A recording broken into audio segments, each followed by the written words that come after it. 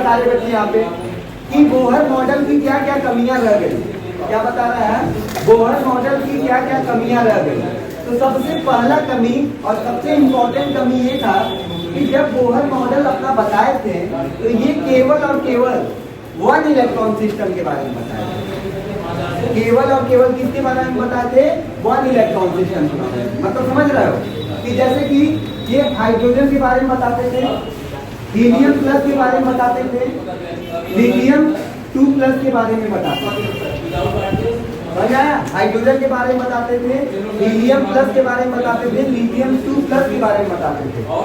तो क्यों ये मल्टी इलेक्ट्रॉन सिस्टम के बारे में नहीं बताते? मतलब समझ में आ रहा है, जिसमें इलेक्ट्रॉन की संख्या एक से ज्यादा है उसमें क्यों नहीं बताया? तो ध्यान दीजिएगा, इन्होंने केवल क्या किया, एक इलेक्ट्रॉन सिस्टम वालों को बताया, एक से ज्यादा इलेक्ट्रॉन सिस्टम वालों को नहीं बता पाए। क्यों नहीं बता पाए? पहले ध्यान दीजिएगा।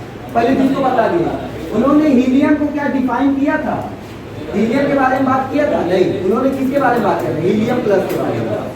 लिथियम के बारे में बात किया था? नहीं। किसके बारे में बात किया? Lithium plus. अब तुम लोग सोच रहे हो क्यों लिथियम हीलियम प्लस था ना, लेकिन अगर हम बात करें तीनों की तो हीलियम प्लस में भी कितने इलेक्ट्रॉन होंगे? तो इलेक्ट्रॉन का एक फॉर्मूला बताए थे, Z-4 बताए थे। हीलियम प्लस में एटॉमिक नंबर कितना होता है? 2। चार्ज में कितना है? प्लस कितना होगा? 1 इलेक्ट्रॉन। इसी तरह लिथियम प्लस में भी कितना इलेक्ट्रॉन था? 1 इलेक्ट्रॉन। तो ध्यान दीजिएगा, ये हमारा न्यूक्लियस होता है, और इसके चारों ओर क्या होते हैं? इलेक्ट्रॉन हमारा रहते हैं। तो मान लेते हैं यहाँ पे एक इलेक्ट्रॉन है, मान लेते हैं यहाँ पे इलेक्ट्रॉन है, इलेक्ट्रॉन पे और यहाँ पे क्या हमारा प्रोटॉन और न्यूट्रॉन है। क्लियर है? यहाँ पे इलेक्ट्रॉन है, यहाँ पे क्या है? Proton neutron. तुम लोग को पता है कि ये जो न्यूक्लियस होता है इस पे क्या करता है? फोर्स लगाता है। न्यूक्लियस क्या करता है? उसको अपनी ओर क्या करता है? खींचता है। याद है? इलेक्ट्रोस्टैटिक फोर्स ये क्या करता है? अपनी ओर खींचता है। कौन? न्यूक्लियस इलेक्ट्रॉन को क्या करता है? अपनी ओर खींचता है। बात समझ में आ रहा है?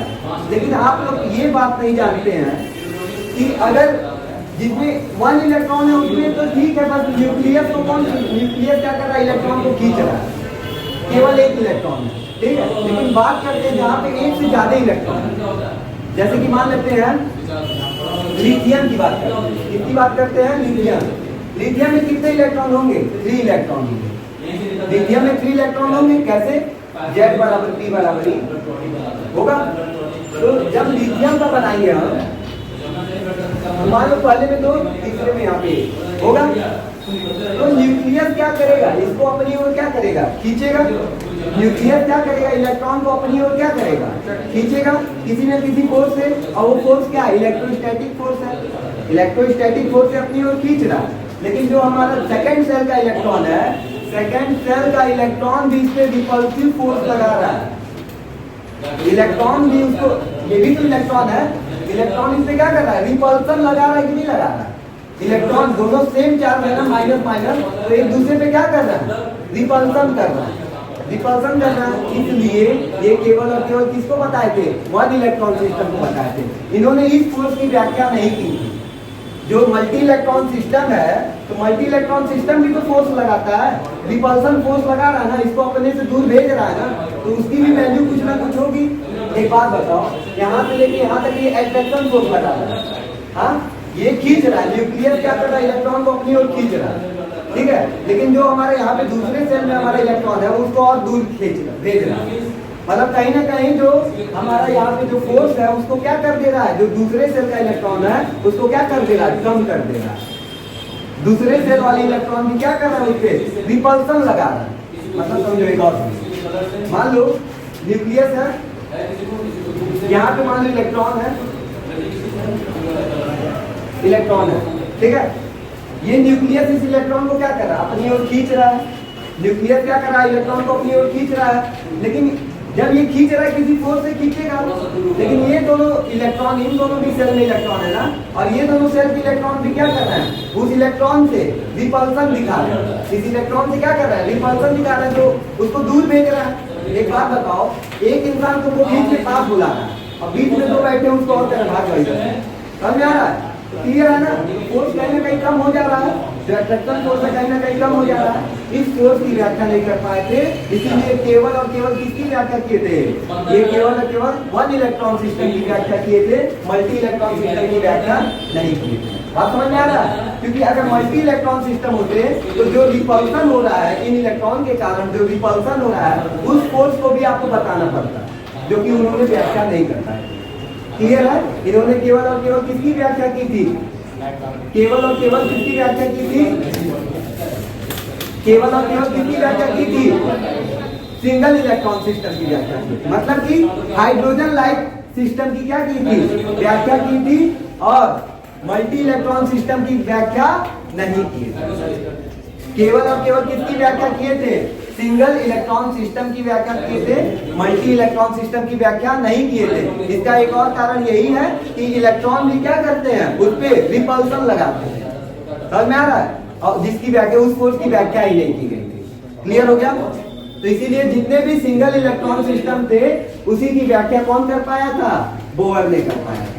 अच्छा, तो सोडियम के लिए, अच्छा सोडियम में, सोडियम अगर हम बात करते हैं तो सोडियम के कितने इलेक्ट्रॉन के लिए ये इनका रूल फॉलो होता है? तो सोडियम के +10 के लिए इसका नियम फॉलो होता है। पता है क्यों?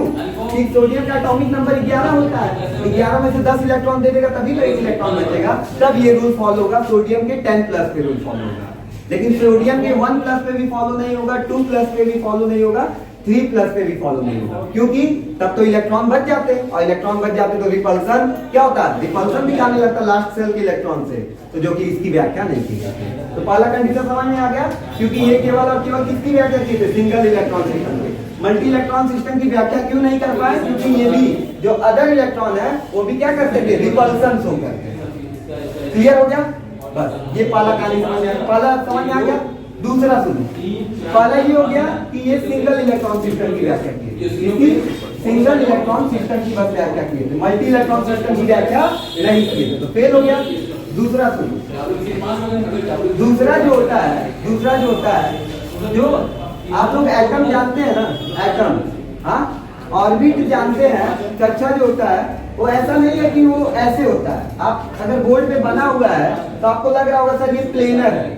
प्लेनर का मतलब सुनो क्या होता है? प्लेनर का मतलब ये होता है, अगर ये हमारा पेन है, पेन पूरी तरह से बोर्ड पे चिपक गया तो वो प्लेनर है। जैसे हमारा हाथ है ना, हाथ अगर हमारा पूरा बस बोर्ड पे है तो प्लेनर है। लेकिन तुम खुद देख रहे हो, हाथ को अगर हम रख रहे हैं तो हमारा इधर वाला भाग बाहर थोड़ा सा निकल रहा है, तो ये 3D है। समझ आ रहा है?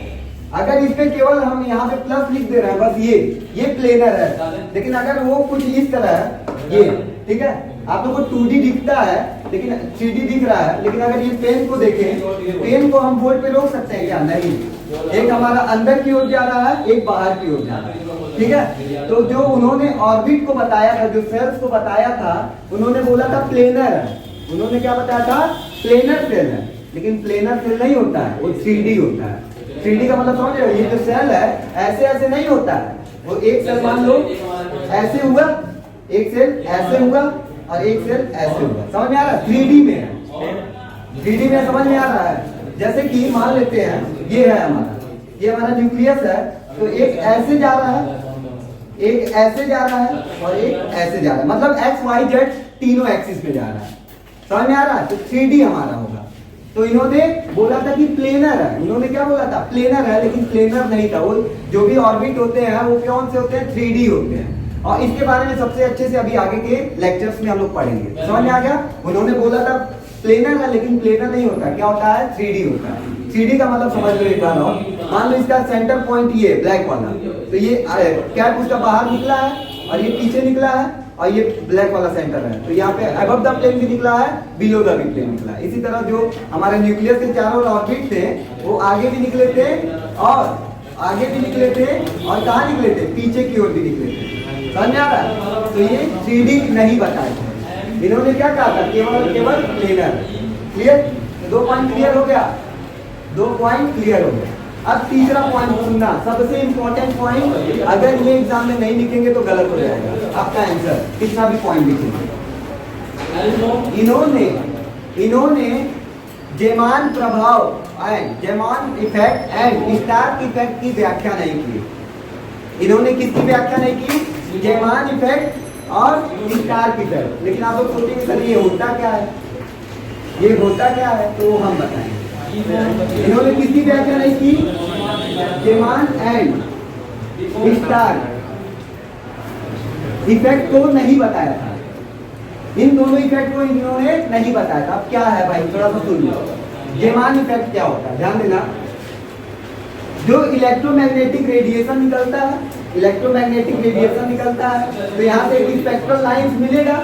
मान लो 3 से 1 पे जा रहा है, कोई भी ट्रांजिशन हो रहा है 3 से 1 पे, 3 से 1 पे जा रहा है, तो एक स्पेक्ट्रल लाइंस तो मिलेगा ही, एक स्पेक्ट्रल लाइंस तो मिलेगा ही।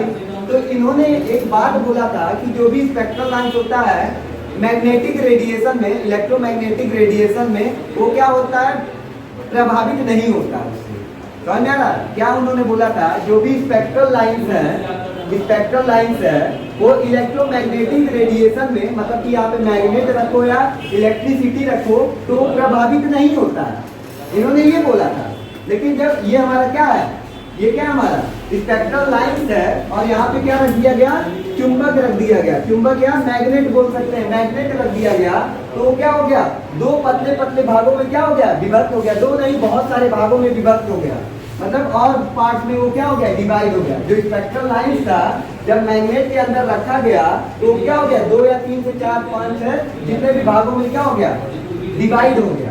तो इसी को क्या कहते हैं, स्टार इफेक्ट कहते हैं। क्या कहते हैं, सॉरी, जेमान इफेक्ट कहते हैं। क्या कहते हैं, जेमान इफेक्ट। जेमान इफेक्ट समझ में आ रहा है कि जो हमारा क्या है, स्पेक्ट्रल लाइन, क्या है, स्पेक्ट्रल लाइन है, इसको कहाँ रखते हैं, चुंबक के बीच, मैग्नेट के बीच में रखते हैं, तो क्या होता है, जैसे ही बीच में रखते हैं वो क्या होता है, 3-4 पार्ट में डिवाइड हो जाता है, मतलब पतली पतली लाइन में डिवाइड हो जाता है। उसी को क्या कहते हैं, स्टार इफेक्ट। ठीक है, ये प्रभाव को क्या कहते हैं, स्टार इफेक्ट। लेकिन जो बोहर ने क्या बोला था, बोहर ने बोला था जो स्पेक्ट्रल लाइन है उसको मैग्नेटिक फील्ड में रखो या इलेक्ट्रिक फील्ड में रखो, कोई प्रभाव नहीं पड़ता। लेकिन जब रखा गया तो क्या हो गया, छोटे छोटे पतले पतले लाइन में क्या हो गया, डिवाइड हो गया। इसकी व्याख्या कौन नहीं कर पाया था, बोहर ने नहीं कर पाया था। किसकी व्याख्या, स्पेक्ट्रल लाइन, ये जेमान प्रभाव की व्याख्या नहीं कर पाया। क्लियर है, जेमान प्रभाव क्या होता है, ये समझ में आ रहा है कि जो स्पेक्ट्रल लाइंस है उसको मैग्नेट के बीच में रखने पे वो क्या होता है, छोटे छोटे लाइन में क्या होता है, विभक्त हो जाता है। इसी को जेमान लाइन। क्लियर है, जेमान इफेक्ट। और स्टार इफेक्ट क्या होता है, सेम इसी तरह स्पेक्ट्रल लाइन है, स्पेक्ट्रल लाइंस है, यही बताते हैं, स्पेक्ट्रल लाइंस है, ठीक है।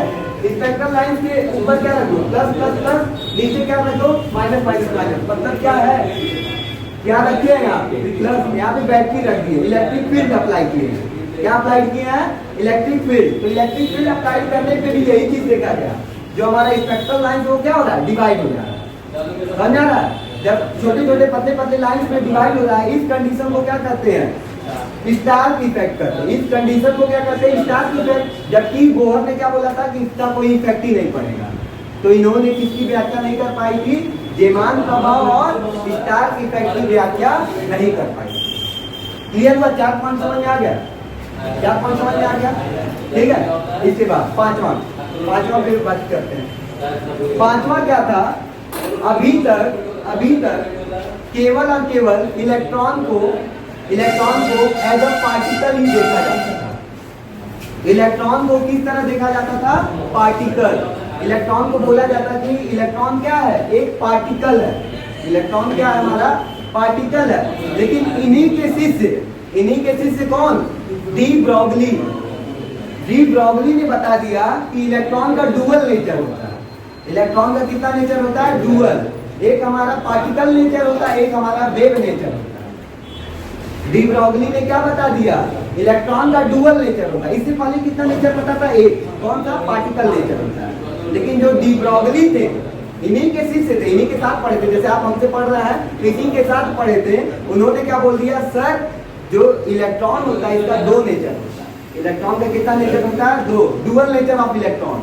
एक क्या होता है हमारा पार्टिकल, और दूसरा क्या होता है, वेव नेचर भी होता है। यही वेव नेचर जो निकला है, नया निकला है, और इसी के कारण पूरा केमिस्ट्री बदल गया। इसी के कारण क्वांटम केमिस्ट्री आया है। इसी प्रभाव का, इसी के कारण पूरा क्वांटम केमिस्ट्री यहीं से जनरेट होता है। और क्वांटम केमिस्ट्री बहुत विशाल सब्जेक्ट है, बहुत ज्यादा बड़ा है। जबकि हम लोग उसको ऊपरी ऊपरी पढ़ते हैं। समझ में आ रहा है? क्लियर है? पॉइंट समझ में आ गया? तो क्वांटम, क्वांटम कहाँ से आया समझ में आ गया? तो डी ब्रॉगली ने क्या किया था? वेव नेचर बता दिया, जो कि हमारा किसका लॉ गलत हो गया? किसका गलत हो गया? बोहर का मॉडल तब गलत हो गया, क्योंकि इन्होंने बस बताया था पार्टिकल होता है इलेक्ट्रॉन का, लेकिन वेव भी नेचर होता है, वेव नेचर भी इलेक्ट्रॉन का होता है। सब पढ़ाएंगे, अभी नेक्स्ट क्लास में देखते जाइएगा, सब पढ़ाएंगे। फिर इसके बाद हाइजेनबर्ग, ठीक है, इसके बाद हाइजेनबर्ग अनिश्चितता का भी सिद्धांत क्या था इन्होंने नहीं बताया था। किसने नहीं बताया था? बोहर ने नहीं बताया था। तो लगभग 6 इनके क्या थे? कमियां थी, 6 कमियां थी, 6 लिमिटेशन थे। सब लाइन बाय लाइन बोल दे रहा है। पहला ये था, ये केवल और केवल सिंगल इलेक्ट्रॉन सिस्टम को बताए थे। दूसरा मल्टी इलेक्ट्रॉन सिस्टम को नहीं बताए थे। दूसरा हमारा इन्होंने बताया था जो ऑर्बिटल होता है वो 2D होता है, लेकिन होता क्या है? 3D होता है। तीसरा जेमान प्रभाव, जेमान इफेक्ट एंड स्टार की इफेक्ट को नहीं बता पाए थे। चौथा हमारा क्या था? इसके बाद चौथा हमारा था कि इलेक्ट्रॉन, ये तो जेमान और स्टार प्रभाव हो गया। इलेक्ट्रॉन का डुअल नेचर के बारे में नहीं बता पाए। और फिर पांचवा जो था हाइजेनबर्ग के बारे में, हाइजेनबर्ग अनिश्चितता का सिद्धांत के बारे में कुछ भी जानकारी नहीं देते हैं। तो ये हमारे बोहर के लिमिटेशन थे। बोहर की मॉडल कहाँ फेल हुई थी? वो मॉडल था। क्लियर हो गया? तो यहाँ तक हमारे बोहर के लिमिटेशन खत्म। ठीक है।